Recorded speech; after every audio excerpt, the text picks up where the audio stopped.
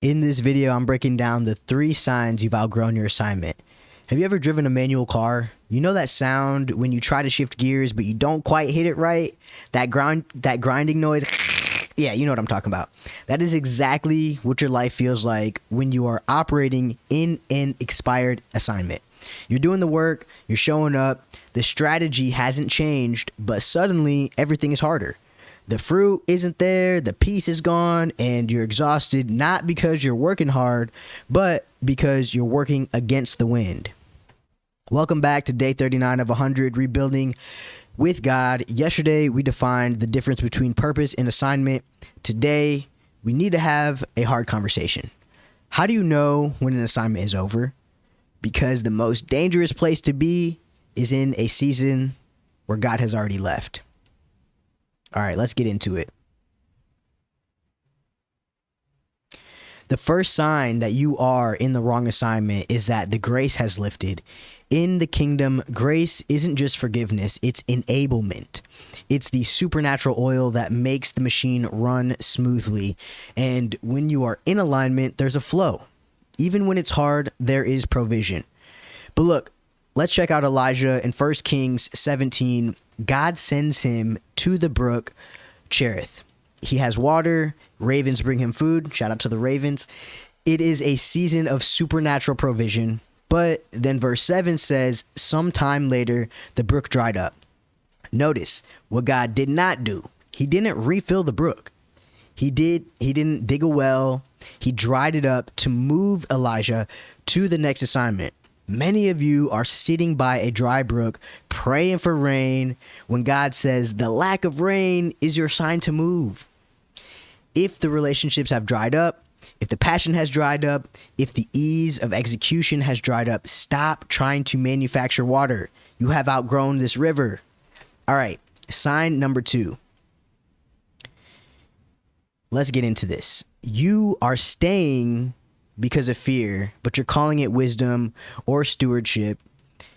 It's tricky. I know. I totally understand. We tell ourselves, I need to be responsible. I need to keep this job, client, business because it pays the bills. But let's look at the Israelites. When things got hard in the wilderness, they said, whatever became of this, Moses, let's go back to Egypt. At least we had melons and leeks there. They wanted to go back to slavery because slavery was predictable. Think about that. Freedom is terrifying because it requires faith. You might be in an assignment right now that pays you well, gives you status, or makes your parents proud. But deep down, you know God called you to launch the business or pivot the ministry or even move cities. A quick story here. For a really long time, I had it in my heart to live in Los Angeles. I didn't know anybody there or anything like that, but on a leap of faith, I drove 32 hours across country and moved to Los Angeles. One of my first jobs out there was a video editor for a production company called Obzev Entertainment, editing for their YouTube channel, which was called Holly Scoop. It was consistent. The pay was good. My coworkers were awesome, but I was miserable. The content that I was editing for was celebrity gossip. So think Kardashians, Selena Gomez, Justin Bieber. It was so out of alignment. But I stayed at that job for 2 years, and then they downsized the company and I ended up getting laid off. And I pride myself on work ethic.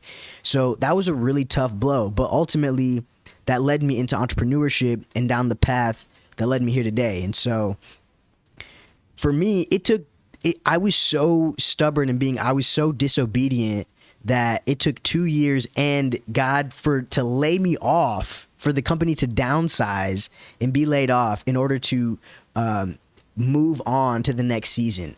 So I realized, when you prioritize safety over obedience, you aren't being wise. You are being disobedient. And delayed obedience is still disobedience. All right, let's get into sign number 3. Here we go. The third sign is the most subtle. You're winning on the outside, but dying on the inside. We call this the golden handcuffs. The enemy doesn't always attack you with failure. Sometimes he attacks you with success in the wrong thing. If he can keep you so busy succeeding in a secondary assignment, you'll never have the energy for your primary calling. The young rich ruler had everything, right? Wealth, status, morality. But when Jesus offered him the next level of assignment, which was sell everything you have and follow me, he walked away sad. Why? Because his assignment had become his identity. When you are waking up, dreading the work that used to bring you joy, pay attention to this. Burnout isn't always about working too much. Burnout often happens when you are working hard outside of your design. You are a Ferrari trying to pull a plow. You're working hard, but you're breaking the engine because that's not what you were built for. Okay, so what do we do about this? You cannot build a winning strategy on a broken foundation. If you are at a dry brook or if you are in golden handcuffs, no amount of hustle will fix it. You don't need a new marketing plan. You need alignment. You need to discern, is this resistance from the enemy that I need to push through? Or is this a closed door from God that I need to respect? Knowing the difference saves you years. I will repeat that. It will save you years of your life, okay? And this is exactly why I do what I do. Strategy without alignment, it leads to burnout, period. There's no other way around it. I talk to so many leaders who have the stats, they have the money, the views, the business, but they have lost the alignment, which creates the peace, the purpose, and the kingdom impact that I know is in your heart, and that's why you're doing what you're doing.